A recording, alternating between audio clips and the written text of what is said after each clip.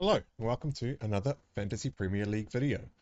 My name is Steve, and I am wildcarding this week. Now, I haven't yet activated my wildcard as I'm not actually at risk of any price changes yet. I've actually already copped a loss on Isak earlier this week. But having gathered my thoughts yesterday, I will be clicking the button this week. I just haven't done so yet as well, actually, you have to make a transfer to lock in the wildcard, and I wanted to talk through the team with you all on screen. Now, thanks to those of you who commented on my video earlier this week. I was too busy yesterday working through the decision on whether or not to wildcard, but I will be responding to you all today. Now, Game Week 5 is not the best game week to be wildcarding.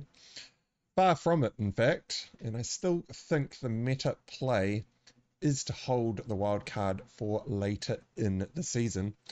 However, that would be in an ideal situation. And so if your team doesn't need a wild card, do try and hold on to that wild card for as long as you can. I think it will be probably more beneficial later in the season if you do have a strong squad at the moment. My start to the season has not been ideal, and I've identified that holding on to my current team, which you can see on screen, would be very much in a hope that blanking assets finally come good in Game Week 5. And given the state of the team, I would be wildcarding in Game Week 6 anyway. And so I don't actually see any point in bleeding out in Game Week 5, simply to delay the wildcard until Game Week 6 in order to avoid the City vs Arsenal fixture this weekend. So before we jump into it, remember to give the video a thumbs up and subscribe to the channel, especially if you get any value out of the following content. And as always, I've put the various timestamps below so you can jump through to the sections that interest you the most. Right, so we'll start off with why I am wildcarding. Now, I'll be doing this through the live FPL site as my transfer planner is still very much in development. It is still a prototype, by the way. I know there are a few comments coming through about the way it looks, but it is very much in development, and currently the transfer section is being worked on. And so we'll just use the live site today. We will start off with Cole Palmer. So if you haven't caught my video earlier this week, I did do a tactical analysis on Chelsea, which resulted in the reasons as to why I am ditching Palmer this week. Now, I would be ditching Palmer this week whether I was wildcarding or not. So it should be said here that I'm not activating the wildcard simply to go from Palmer to Salah. I do have 2 free transfers in the bank, and I could make this move for free. But if you didn't catch my video from earlier this week, the summary is for Game Week 5, I would be hoping that both Malo Gusto and Enzo Fernandez are back fit and ready to start in Game Week 5, which I think they probably will both be fit and ready to play, by the way. But I would also be hoping that Malo Gusto is still in the form that he was in when he got injured a couple of weeks ago. And I would also be hoping that Enzo Fernandez has found his passing accuracy when it comes to playing progressive passes forward, assuming that he is, of course, playing that central midfield role next to Caicedo. So given that there's actually still a lot of change happening at Chelsea, including a change to their preferred system in Game Week 4, in which they rolled out a 4-2-3-1 with the wingbacks not being wingbacks and not at all getting forward, which is something else I did discuss in my video earlier this week, I am placing Chelsea in the currently rebuilding bucket. But I will be keeping a sharp eye on them, because once they start clicking, there is going to be fireworks. And so I am almost certainly going to be investing or reinvesting into Chelsea once I see that team start to click. So I'll be ditching Palmer. Isak is another reason why I am deciding to pull the wild card this week. So Newcastle are the second team to kick off this game week, and it is a couple of hours after the West Ham versus Chelsea fixture. And so there is a small possibility that we might get some news about the injury to Isak. However, the odds are that there won't be any information coming out.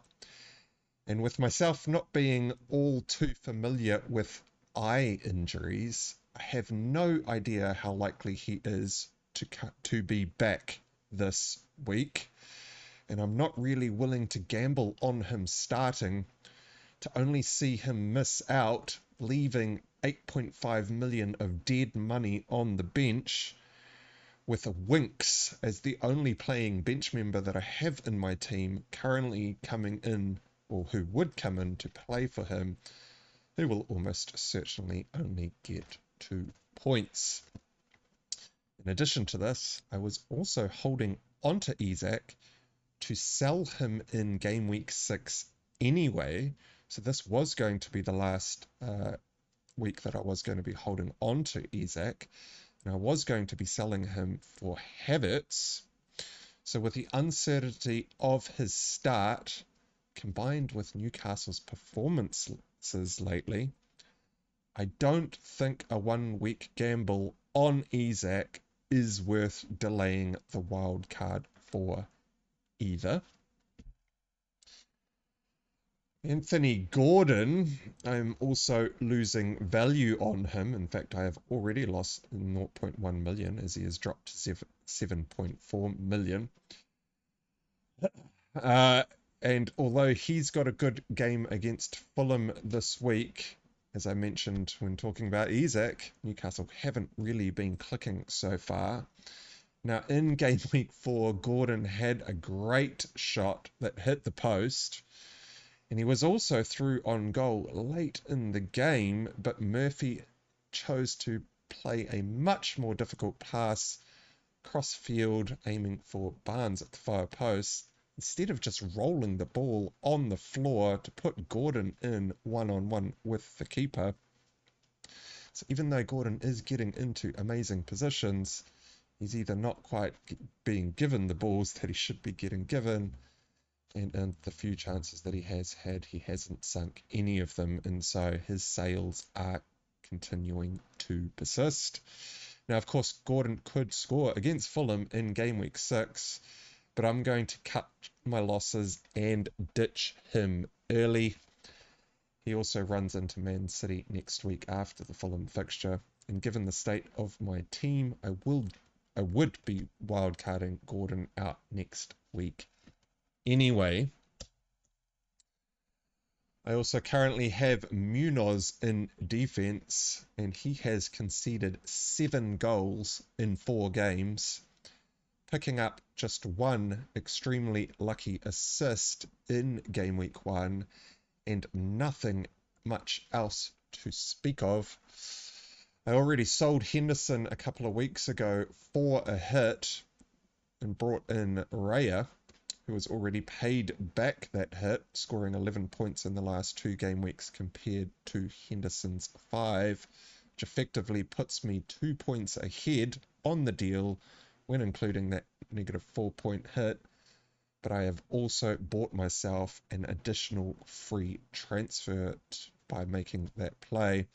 So I'm ahead by 2 points and a transfer. Now, hits for goalkeepers is not my typical type of play, but this one has certainly worked out extremely well. Now, I did leave Munoz in for the Leicester game in game week 4, and I have seen enough. I do not want Palace defense at all anymore, and Munoz's attacking threat just isn't there. So I need to get rid of Munoz. Just watch him go and get an assist for something like an Eze goal against Manchester United this weekend, of course, which would be classic FPL. Gvardiol. Now, I think Gvardiol almost certainly gets a start against Arsenal this game week. And knowing my luck, it'll be a Gvardiol assist in a 1-0 victory for Man City over Arsenal to further ruin my wildcard in Game Week 5. However, given his benching ahead of this week's Champions League fixture, which saw him on the bench for the first half in the City game just gone, coming on at half-time for Rico Lewis, I will be worried about Gvardiol's starts for every single fixture where City have a midweek European tie. So I would be selling Gvardiol on a wild card if I was to delay until Game Week 6 anyway. And holding Gvardiol through the Arsenal fixture if I was to delay my wildcard until next week is about as good as buying Gabriel on a wildcard this game week. So this spot is basically screwed in my team this week, no matter which way I go. I also have no bench now because Southampton have been shipping chances in the first 3 game weeks. And in the pre-match press conference that Martin gave for the Southampton match in Game Week 4, Harwood Bellis was one of 4 substitutions made when Martin cited their defensive issues, meaning that Harwood Bellis is almost certainly dropped from that Southampton lineup. Now, he will probably end up getting a start in Game Week 5 as Stevens ended up with a red card and will be suspended for Game Week 5. But in a game week or 2, I think Harwood Bellis will probably be back on the bench. Barco on my bench has also been unavailable since Game Week 1 as well. And so it's also a good opportunity to tidy up my defensive assets on the bench, as I probably have absolutely no defensive cover moving forward. So those are all the reasons as to the players that I need to get rid of and why, and the combination of all those reasons, including the fact that I will probably make a bit of value by going 1 game week early, even though it is not a great game week to be wildcarding. All of that combined is the reasons as to why I am going to be pulling the wildcard this week. I will also be selling Eberechi Eze, and he is the man that I am probably the most worried about selling. Eze is almost certainly going to score against United, given that I will be selling him on wildcard, wrecking both United's game and probably my FPL game week. And well, he's just going to wreck my game week. I can just see it right now. He is probably the main reason as to why my wildcard team will suffer when I do a game week 6 debrief of my old team versus my new team. But it is what it is. My team is in disarray, and so I am deploying the wildcard in Game Week 5 to sort everything out. Right, so let's build this wildcard. First of all, I'm going to go through the players that I am currently, or that I will be holding.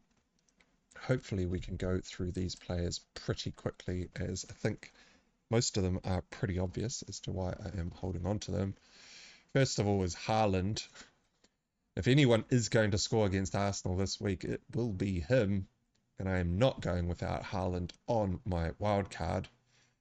Also, selling him this game week to lose value on him, to then have to buy him back at a more expensive price in Game Week 6 onwards, just to miss the Arsenal game this week, is completely opposite to how I play FPL. I do not at all think the loss of value on Haaland is at all worth this transfer, and so I will just be holding Haaland through the Arsenal fixture. Joao Pedro is the best 5.5 million option in the game and is severely undervalued. Now, Brighton generated enough expected goals against Ipswich in Game Week 4, in which Joao Pedro did miss out, almost certainly due to those international ties. This is certainly working in Joao Pedro's favour for a return straight to the starting lineup, assuming he is fit enough to play. Now, if Joao Pedro is still injured, I will probably just play with 4 at the back in Game Week 5, which will mean I will be fielding one of my 4.0 million budget enabling defensive options just in order to hold on to Joao Pedro. So I did pick up Joao Pedro for 5.5 million. His sale value is already at 5.6 million, and so if I was to sell him, it would be a similar situation to the Haaland problem, in that I will almost certainly want him straight back in the squad, and I do not see the point in losing the value on him. Now, Jota will stay on my wild card for just this game week. Now, he has scored 1 goal and 1 assist in the first 4 game weeks, which is okay. It is not amazing, but it is still decent enough for a 7.5 million midfielder. And out of all of my 7.0 million mids, so Eze, Jota, and Gordon, he is the most likely, or I think the best 1 week shot in Game Week 5. I will be leaving enough money in the bank on my wildcard to go from Jota all the way up to an Arsenal asset in Game Week 6.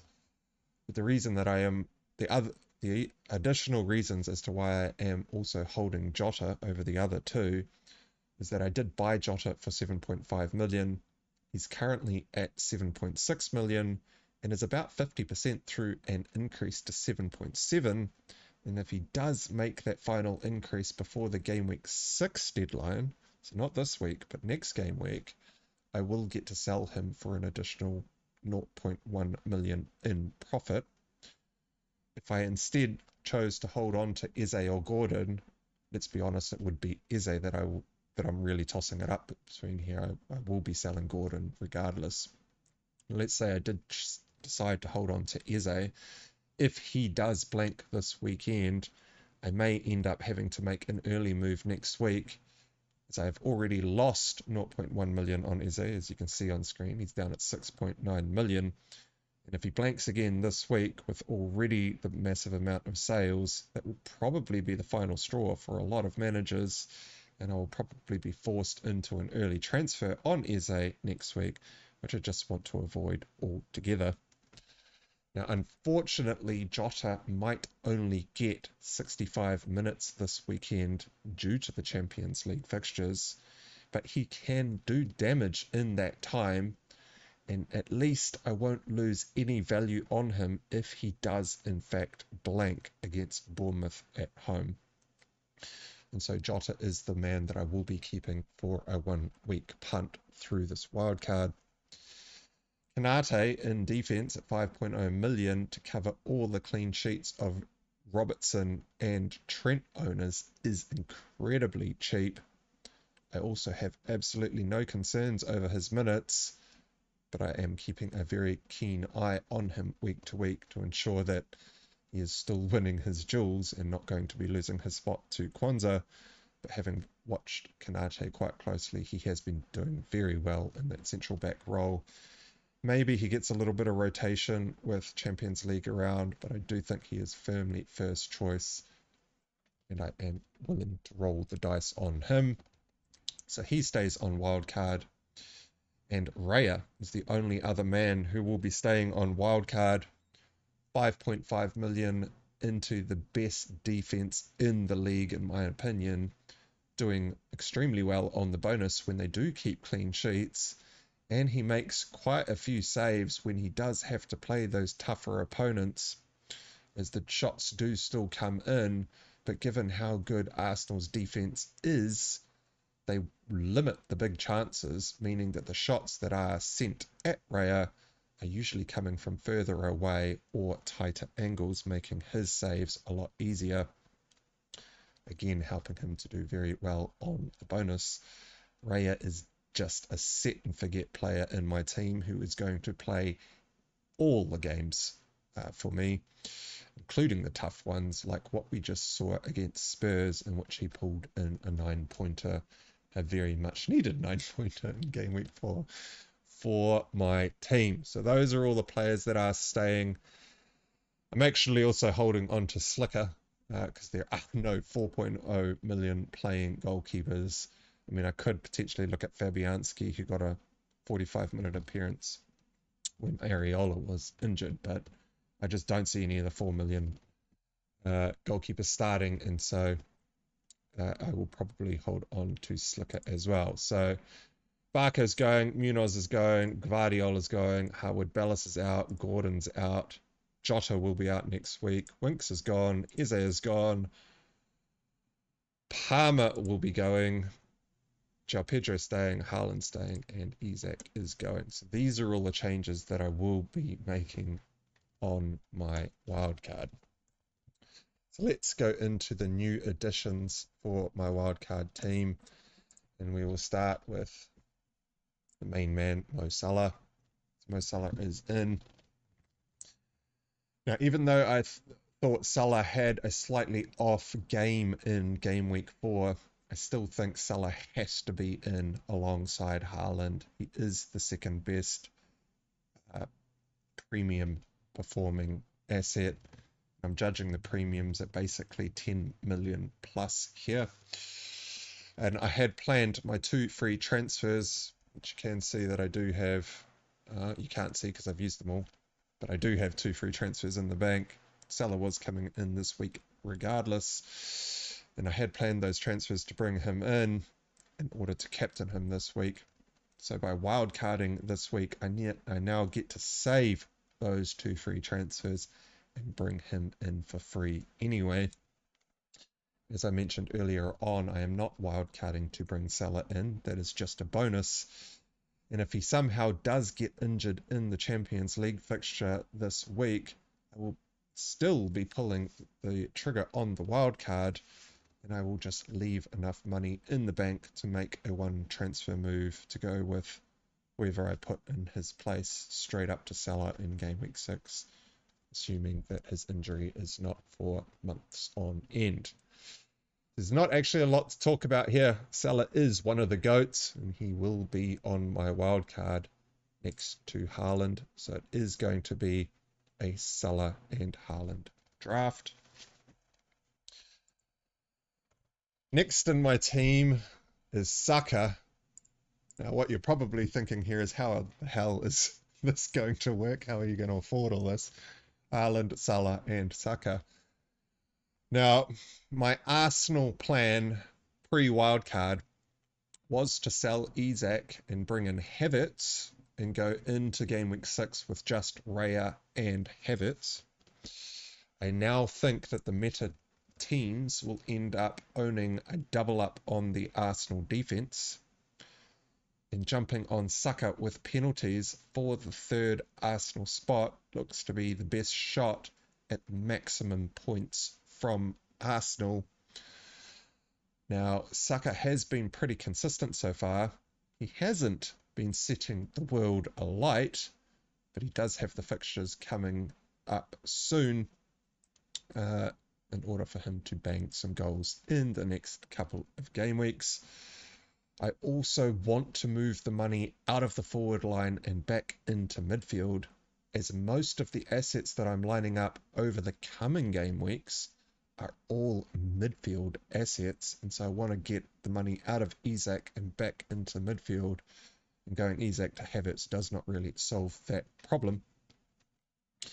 Now, Saka is currently flagged. That is actually quite typical for Saka. In fact, a shrewd manager might even say he's made of tungsten, which is a recent analogy that made me laugh, and so I repeat it here to highlight that Saka typically does play through these flags. However, I am not putting Saka in on the wild card this game week, as I do think it is best to dodge the City fixture for any Arsenal attackers. So I will be leaving the money in the bank to go from Diogo Jota straight up to Saka in game week 6 for their good run of fixtures.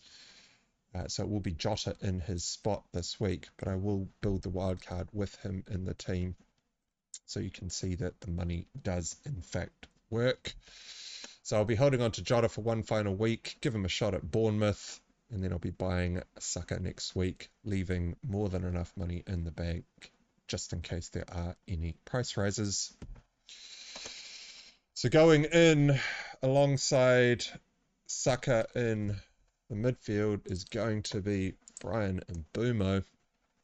Now, I started last season with Bryan Mbeumo and have very fond memories of him scoring braces when Tony wasn't in the team. Now, Brentford's fixtures are amazing from game week 7, so I am going a little bit early on Mbeumo. But I also fancy Brentford to score against Spurs this weekend, and they could definitely do damage against West Ham in game week 6 as well. Now, Wissa last season was usually a 70-minute man, which left Bryan Mbeumo playing up front for the last 20 minutes of most of the matches last season. And with Wissa likely out in game week 5, it's not actually going to be too much of a change for Brentford, as they are used to playing parts of matches without Wissa up front. Excuse me. Now, Mbeumo is on pens. He is a pretty good finisher, and he should get his fair share of chances with Brentford's upcoming fixture run. And so he is also in the squad. Now, Rodgers from Aston Villa is coming in, so he's an enabler. It's going to help me afford Saka for a short period of time in my team. Now, Rodgers has been playing the cam position for Aston Villa in the early stages of the season and has been nailed for every single game so far. He has not yet got any returns, but his shooting against Everton last week caught my eye. Now, I've only watched the highlights of the Villa versus Everton fixture, but of the 3 shots I saw Rodgers take, all were great shot selections and all were on target. However, the accuracy of the shots wasn't quite there in terms of the parts of the goal that he needs to be aiming at. The first 2 shots were straight down Pickford's throat. One wasn't hit very well at all, but the other one was decent enough. He just didn't angle a shot into the corner of the goal. And it was actually his last shot that he took that was his best. It was just very unlucky that he didn't get slightly more angle on it, as he was aiming far post, and it would have almost certainly gone in had it been just a few degrees with a bit more angle on it. His runs were impressive. His change of direction with the ball is deceptive, and I'm sure if he gets a few more shots, he will sneak a couple of goals in, especially if he starts hitting the areas just inside either post of the goal. Now, I'm not actually particularly excited about investing into Aston Villa, as I think they will struggle with the Champions League coming up, and their squad depth. They do have some great players on the bench, which I'll discuss in a second, but I do think with the change to the format of the Champions League and the overall team depth, they will probably struggle like Newcastle did in seasons previous. But Aston Villa's fixtures are amazing, and Rodgers looks like a pretty good roll of the dice, especially considering he is only 5.1 million. So I'm not investing as much as going with someone like Ollie Watkins at 8.9 million. Now, special mention to Duran, whose goal in game week 4 gave me goosebumps. It was such a pure shot off the laces with outswing and dip into the top bins. I mean, that is just the stuff that goal scorers' dreams are made of. Now, Duran is in some form. 3 goals from 4 sub 30-minute appearances. He is exactly the type of player that shows why I am happy to gamble on players who might be used as impact subs at various points in the season. Now, Duran is not going in on my wildcard, as I do think there are less punty options, given he is currently only playing off the bench. But with Duran being in this kind of form, he has surely earned himself a start, which could be in the next game week or two. But Duran is actually another reason why I am currently dodging Ollie Watkins on this wildcard. So I do think he will steal minutes off Watkins. And again, with the Champions League fixtures, I do think this is why Watkins has not been playing 90 minutes up until this point. Right, so I will put in the final midfielder of what the team will look like. So I'll leave it as, okay, we'll take Saka out because he won't actually be on the wild card, and we'll put in my final enabler, which will be Semenyo. So I will leave enough money to go Jota back up to Saka in the bank. So Semenyo. Now, I owned Semenyo last year as I had identified his shot selection and execution as extremely good. All he needed was just more service, and I noted in pre-season that with Solanke leaving, he might in fact flourish. Now, Liverpool away this game week is probably one of the worst weeks to be bringing someone like Semenyo in, but Liverpool are just off the back of a loss to Nottingham Forest at home, also have their first Champions League fixture midweek this week, so it is actually one of the best times to play Liverpool, even though I'm not really expecting anything out of Semenyo. However, in the next 2 game weeks, Semenyo has Southampton at home and Leicester away before running into 3 tricky fixtures, but this is actually all I need Semenyo for. He is the budget enabler that's going to allow me to get Saka in alongside Haaland and Salah. Sorry, I did mention that it was Rodgers that was going to allow this. It's actually more Semenyo that is probably allowing this, as I would chuck Rodgers in regardless. So it's really a Saka and Semenyo combination that I'm looking at here.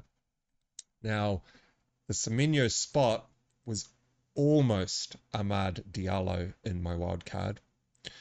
I do think that Amad Diallo has clearly been our best attacker at United all pre-season and for the opening 4 game weeks. And I also think Garnacho should be starting, meaning that I think Rashford should really be on the bench already. But Rashford continues to start, as it looks like they are trying to get him back firing again. Now, I think Rashford has had more than enough time to prove himself, and he hasn't. Tie that in with his attitude on the pitch when things are not going right for him. Everyone knows it. He is not running around putting in the effort trying to make up for his lack of performances. And so I think both Diallo and Garnacho deserve the nod, and deserved the nod ages ago. But there seems to be something that keeps Rashford playing, almost certainly politics in the background at Manchester United. Now, I'll be keeping a close eye on United for the next 3 game weeks, as I will likely be selling Semenyo to Diallo in 3 game weeks' time for Manchester United's amazing fixture run.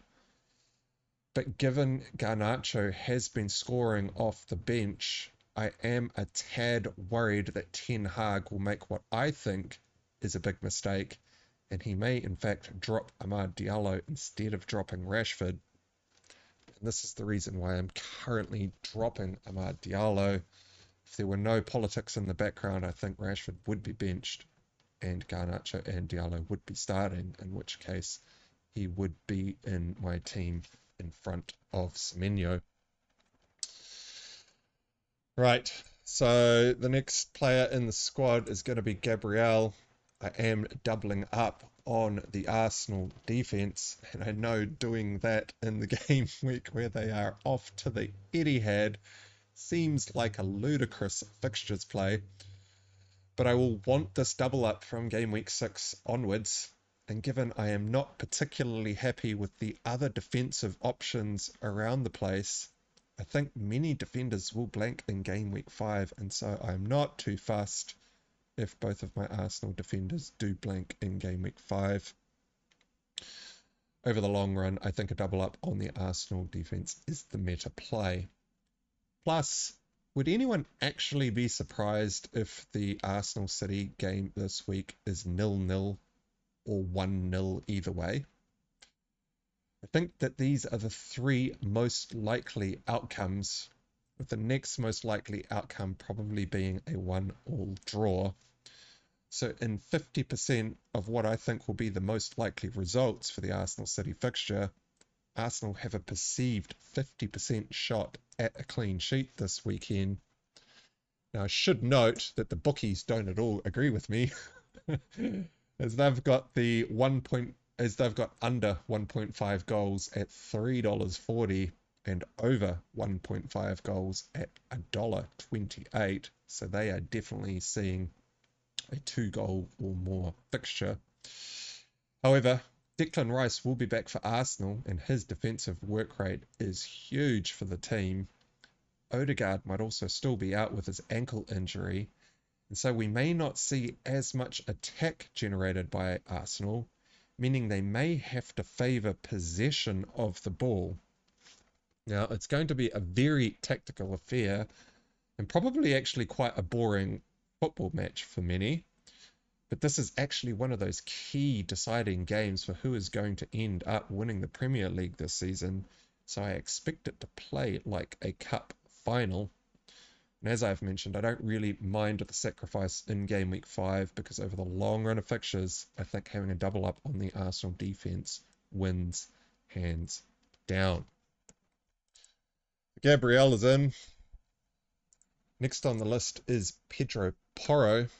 He is one of the most attacking defenders in the league, in a team that theoretically should have decent enough chances at clean sheets, even though they don't seem to keep many. Now, Porro has both assists and goals in him, and all of his upcoming opponents are likely to concede to Spurs, so he is in with a good enough shot at getting some attacking returns.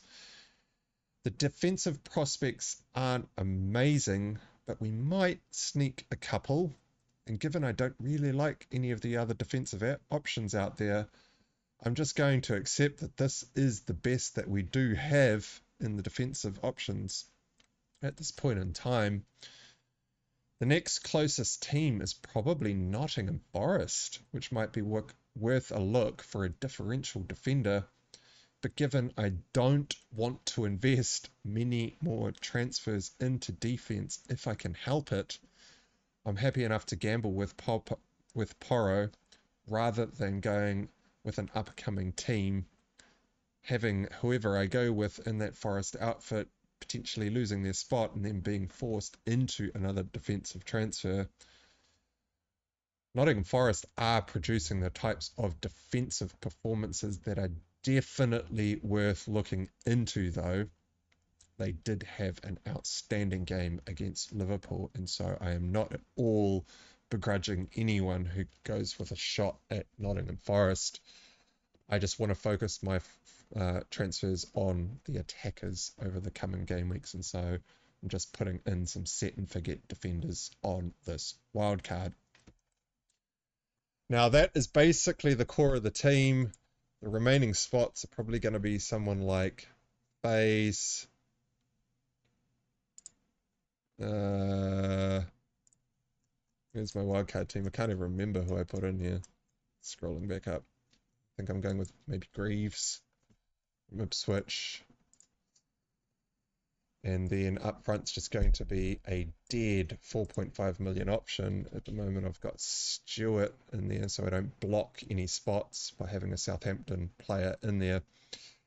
and I have exactly 10.1 million in the bank when I sell Diogo Jota, which is enough to go straight back up to Saka at 10 million. So I will have enough money in the bank to make that move. So all the players in the team do fit. I mean, this will be the wildcard team. Sorry about that. I hope that didn't blast your speakers when I hit the microphone there. So that will be the team. Saka will be in game week 6. I will probably end up mucking around with the bench a little bit, but it will be a couple of 4.0 million enablers as my strategy for the first third to the first half of the season is to get as much money on the pitch as possible and build team value. Now, I might do a team selection video later in the week if the European ties throw a spanner in the works for the squad. Otherwise, that will actually probably be it. And all right, well, that wraps up this video. And don't forget to like and subscribe and leave us a comment to tell us what you think. Thanks for watching, and I'll see you all again next time.